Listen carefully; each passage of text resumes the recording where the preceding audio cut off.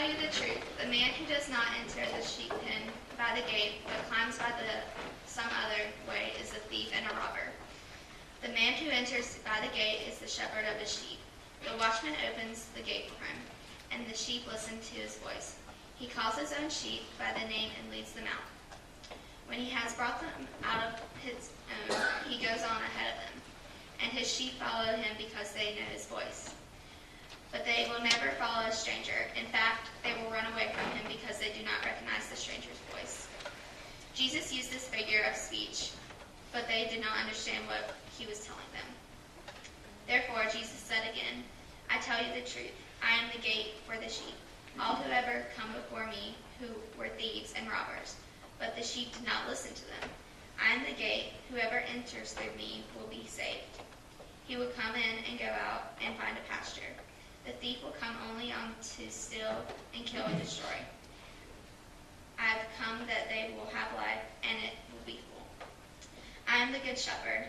The shepherd lays down his life for the sheep. They hired the hand, and is not the shepherd who owns his own sheep. So when he sees the wolf coming, he abandons the sheep and runs away. Then the wolf attacks the flock and scatters it. The man runs away because he is hired hand and cares nothing for the sheep. I am the good shepherd. I know my sheep, and the sheep know me, just as the Father knows me, and I know the Father. And I lay down my life for the sheep. I have other sheep that are not in this sheep pen. I must bring them also. They too will listen to my voice, and there shall be one flock and one shepherd. The reason my Father loves me is that I lay down my life, not only to take it up again. No one takes it from me, but I lay it down for my own record. I have authority to lay it down and authority to take it up again. This command I received from my Father. This is the word for the people of God. Thanks be to God.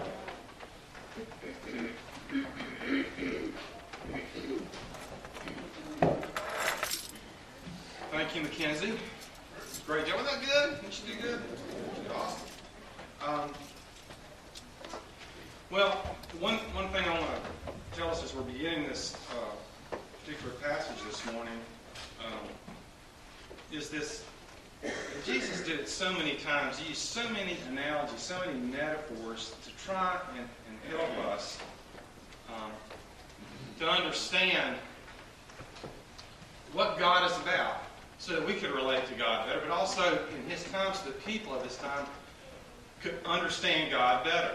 And today is just a beautiful example of that. The term shepherd and sheep are used a lot in Scripture, both the Old Testament and the New Testament.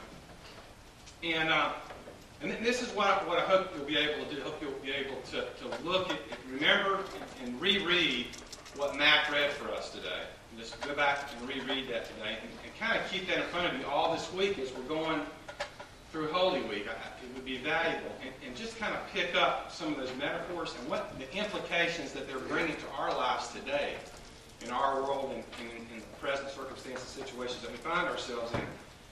But shepherds had a really kind of routine sort of life. Every day was pretty much the same. It's kind of like dairy farming. And they got up early in the morning. The sheep had been in the sheepfold all night. And so they get up, and the sheep come out, through this opening in the sheepfold. And as they're going out, the shepherds call them by name. And he leads them out to the pasture that they're going in, the meadow that they're going in, where there's fresh grass, and also where there's a running stream, or in some cases where there were wells, and the wells would have troughs beside them where the sheep could get fresh water. Because these sheep aren't real smart. They'll eat and drink anything, so you have to kind of watch them. So the shepherd goes out, and he's calling them by name. Now, the whole process is reversed late towards the afternoon and dusk as they go back towards the sheepfold. He leads them back to the sheepfold. He calls them by name. And, they're not names that are real elaborate, sort of like Spot and Brownie and Blackie and that kind of stuff, Call them by name, and they're following him. Well, I mean, this is just one example of how we can think about this week as we're rereading this and thinking about this. The shepherd calls the sheep twice a day. The sheep know the shepherd's voice. How many times do you think we'll be hearing, at least from Jesus, on a daily basis? At least a couple times a day. We ought to know his voice, shouldn't we? The sheep know his voice. Shame on us when we say, I don't ever hear from the Lord. I've never heard from the Lord. Shame on us. I mean, Jesus wouldn't say those things and promise those things if those things were not true. Right? Okay. Just checking. So as they go in towards the sheep pen, there's a narrow opening where they're going through, and the shepherd will hold the rod out over the sheep. And as he does so, he begins counting. So the number going out is the same as the number going in. And he does that because, as they call it, passing under the rod, as the sheep passing under the rod, it's a nice line of delineation where as the sheep are going through, you can kind of get a good, accurate count. And then the shepherd takes it, and when they get in there, begins going over them, moving his hands across them to check them. Are there any parasites on them? Are there any wounded places? Are there any sore spots? And he does it pretty quickly, so they don't take a long time doing that. Because his concern for the sheep is for the feeble and the very young. He wants to make sure that they're okay, that they're doing well. At night, when they're in there, the shepherd will lay across that opening, the gate, the opening, will lay across it so that if any sheep tries to wander out, they've got to cross over the shepherd. Think they get a lot of sleep at night? No. They don't. They don't get a lot of sleep at night. So, we have to understand this is a hard job. You don't get a lot of sleep. Every single day you're exposed, well, not every single day, because in the wintertime they back them up and put them into caves and things, but for most of the year they're exposed continuously to the elements on a day-by-day basis. The rain and the wind and the blistering heat, they're exposed to all that stuff. They also are on the watch all the time for predators. Because in that day and time then, and to some extent now, not as much now, but then, there were things like wolves and lions and bears and leopards. But there were also human predators, robbers. And they would try and steal sheep. Sometimes it was just one person, sometimes it was a couple, sometimes they traveled in bands of marauders, and they would come in because these shepherds and the sheep were exposed. They were out and away from the towns and villages for the most part. So they would take them and try and battle. They'd have to defend the sheep. Shepherds, there were kind of two kinds of shepherds. There were nomadic shepherds, and they moved, as we were just talking about, from meadow to meadow, from stream to stream, or from well to well. And then there were what we would call resident shepherds. And resident shepherds stayed in their own towns and villages and just kind of took care of the sheep in the nearby meadows and streams. Either way, it was a difficult, dangerous, and risky kind of job. They carried with them a little small pouch, it was kind of belted onto them. And the small pouch was to store food. It was small because pickings were pretty slim out in the meadow. There wasn't a whole lot of stuff to get out there, so they would get berries and figs if they could find some figs, and sometimes pods on carrot plants to eat. Their favorite weapon was a sling. And do you know it's still used today in the Palestine area by Bedouins, a group of people that kind of migrated from Saudi Arabia, kind of recent inhabitants in the 17th and 18th century, still in use today. The sling. Why the sling? Because ammunition was plentiful. It's a rocky place. You can always find a rock. So rocks were handy. Made sense to have slings. The second thing they used was the staff. The staff was used to battle marauders and enemies. And it had a crook on one end, and that was used to kind of to rescue if necessary, livestock if they got stuck or were caught in a pit or a hole. Also to kind of guide them and maneuver them around. I hear also that it is now also used way down in southern Catawba County now to fight off Bigfoot. I just told him, you get back! Nate, get back! I'm just kidding. That's not really true. I made that up. It's not true at all. In the families, shepherding usually fell to the youngest son, and you'll get this implication, or the only son. To the youngest son, or the only son. Hirelings or extra help was brought on if the flock was increasing so much that one shepherd couldn't handle them all. Hirelings had no interest in the herds whatsoever. They didn't own them, and therefore they were paid really a pittance of a salary. And the reputation for hirelings was really terrible. They were a rough lot, of people of ne'er-do-wells. And in general, shepherds had a pretty bad reputation, but the hirelings were often known to steal or to kill out of the herd because they got hungry. They didn't want to look for food. They just would, a predator got it. Wink, wink. So in general, shepherds, although they were needed, they weren't well thought of. On the rung of the social ladder, they were somewhere between slaves and foreigners. They just were not thought of very well. And I think that's why Jesus felt the need to kind of put a descriptive and kind of a disclaimer, if you will, when he describes himself. He says, I am the good shepherd. There were plenty of bad shepherd examples around. And the people knew about bad shepherds. And to distinguish himself, Jesus says, I'm the good shepherd. I'm the good shepherd who lays down his life for his sheep.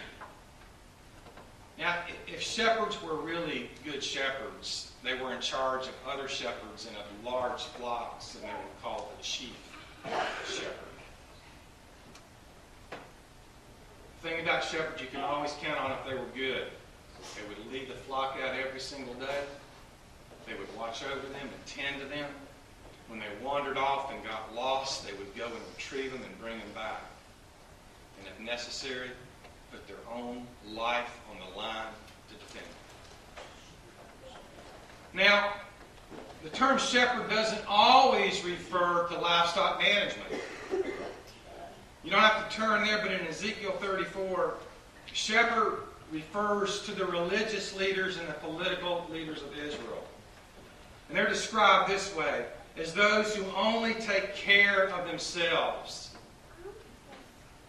The prophet Ezekiel was upset because God was upset because the leaders of Israel were neglecting the most fragile people, the marginal people, the poor people, those who were falling through the cracks. They didn't have any care for them. They weren't tending them.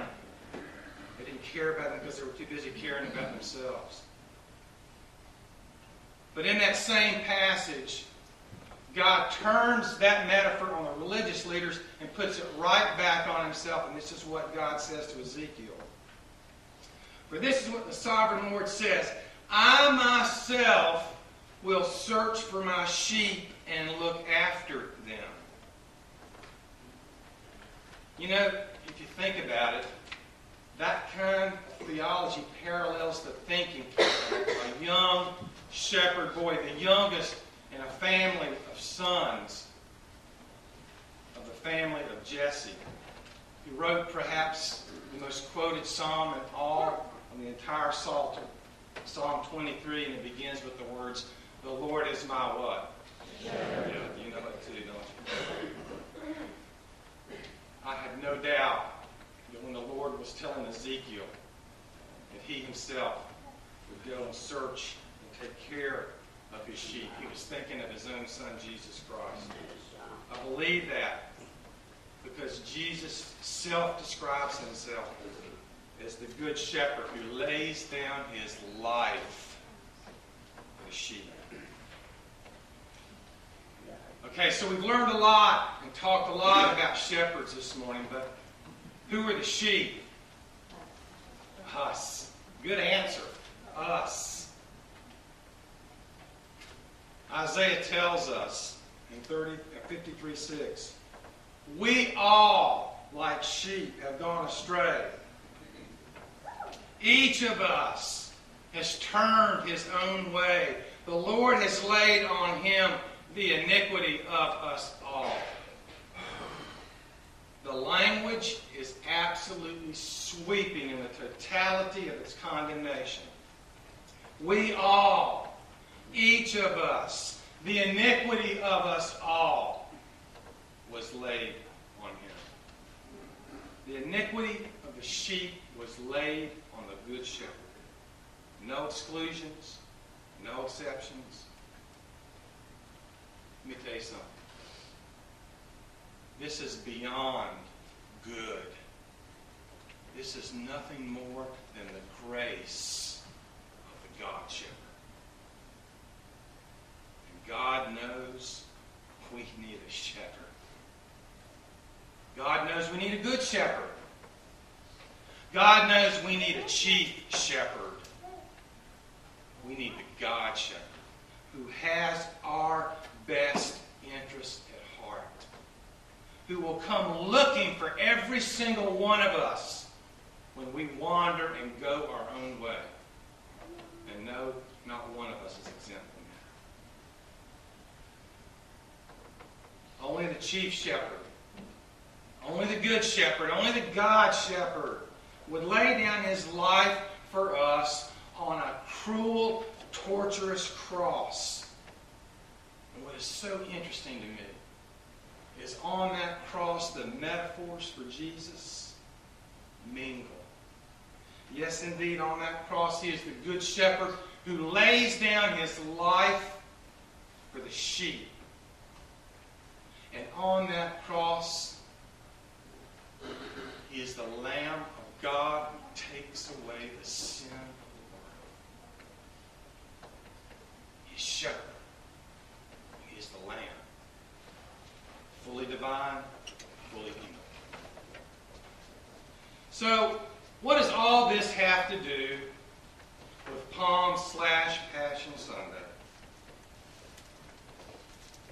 I don't know, maybe nothing. Maybe everything. Scholars are in some disagreement about the ordering of the days between that triumphant entry of Jesus into Jerusalem and the days that passed until he was crucified and rose from the dead. Most of the disagreements are based on the numbering of a day between Jewish numbering and our numbering. Let me tell you, there's no disagreement about this. But those days from his triumphant entry to his crucifixion and his resurrection represent, in my humble opinion, the most important week in all the history of human beings.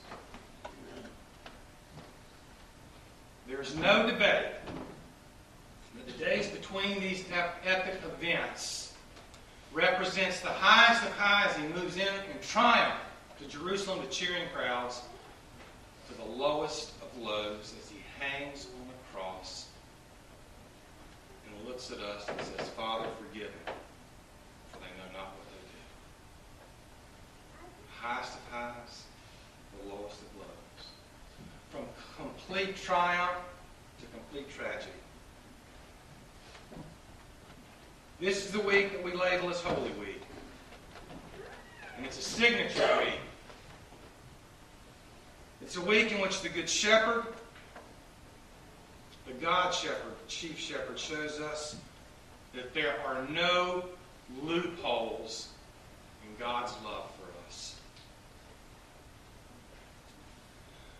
The love of the Good Shepherd is extended to every single one of us, no matter what.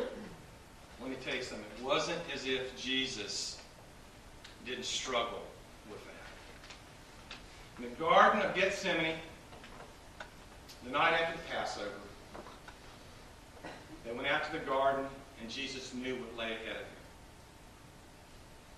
He knew the cost of atonement. He knew what was headed his way of the cross. He knew that the very life he was going to lay down would be for the very sheep who would deny him, who would abandon him, and who would betray him. And that's why he begged his Father, Father, if you are willing, please, please, please, please, please, please, please, take this cup from me. Nevertheless, not my will, but your will be done. 3 times he prayed that prayer. 3 times he begged his disciples, stay awake, pray with me, pray for me. 3 times he had to come and wake him up. We know what that's like, don't we? Oh, we've had those people who said, I got your back. You can count on me. Whatever you need from me, all you have to do is ask. Until you have to ask. And then out come the loopholes. Out comes our conditional love. And I think Zechariah, long before Jesus was even born, I think that's why he prophesied this. Strike the shepherd, and the sheep will be scattered. But I don't even think you have to be an anointed prophet to have predicted that. Because when the cheering stopped that day as he marched triumphantly into Jerusalem, and the crowds all turned and went back home.